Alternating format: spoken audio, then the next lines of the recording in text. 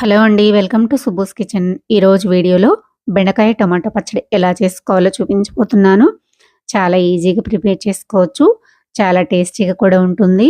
అన్నం, చపాతీ, దోసలోకి చాలా బాగుంటుంది.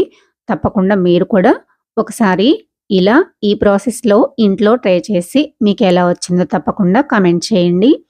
నేనైతే ముందుగా పచ్చిమిర్చిని, బెండకాయల్ని శుభ్రంగా కడిగేసి పెట్టేసుకున్నాను. బెండకాయలని అయితే నేను ఒక 8 వరకు తీసుకున్నాను.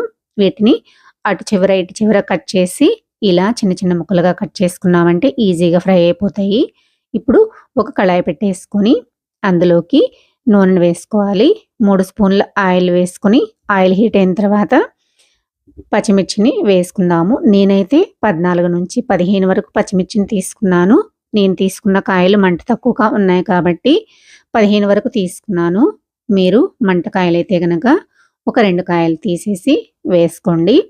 ఇలా వేసుకున్న తర్వాత కట్ చేసి పెట్టుకున్న బెండకాయ ముక్కలు వేసుకోవాలి. అలానే ఒక హాఫ్ టీ స్పూన్ వరకు పసుపు వేసుకొని ఇలా నూనెలో బాగా కలిసిపోయేలాగా కలిపేసుకొని మూత పెట్టేసి ఒక 2 నిమిషాలు మగ్గించుకుందాము.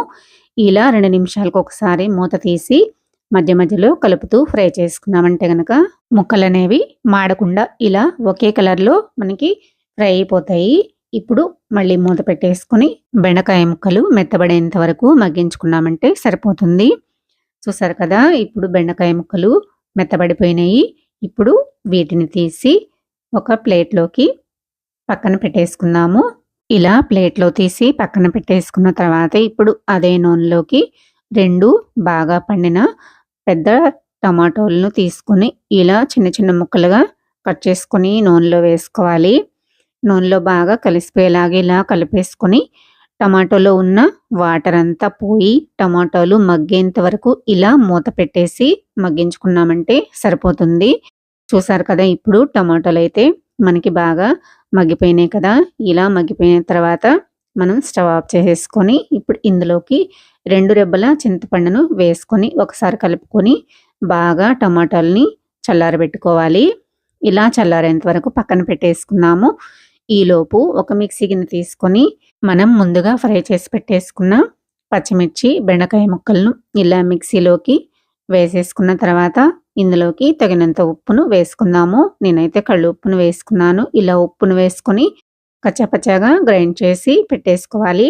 అలానే చల్లారిన టమాటోలను కూడా ఇందులో వేసేసుకొని ఇందులోకి 7-8 వెల్లుల్లి రెబ్బలు, అలానే ఒక రెబ్బ కరివేపాకు, ఒక హాఫ్ టీ స్పూన్ వరకు జీలకర్ర వేసుకొని ఇలా కచ్చాపచ్చాగా గ్రైండ్ చేసుకోవాలి.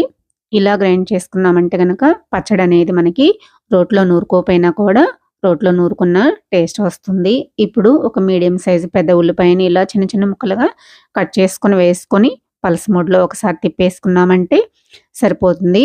చూసారు కదా! మనకి ఎంతో టేస్టీగా బెండకాయ టమాటో పచ్చడి రెడీ అయిపోయింది. ఇప్పుడు ఒక సర్వింగ్ బౌల్ తీసుకొని ఇలా గనక సర్వ్ చేసుకున్నామంటే అన్నం, చపాతీ, దోసలోకి చాలా బాగుంటుంది. సూపర్ టేస్టీగా ఉంటుంది. తప్పకుండా మీరు కూడా మీ ఇంట్లో ఒకసారి ఇలా ట్రై చేసి మీకు ఎలా వచ్చిందో తప్పకుండా కామెంట్ చేయండి. నా వీడియో గనుక మీకు నచ్చినట్లయితే లైక్ చేయండి, సబ్స్క్రైబ్ చేయండి, షేర్ చేయండి. మరో మంచి వీడియోతోటి మళ్ళీ కలుద్దాం. Thanks for watching.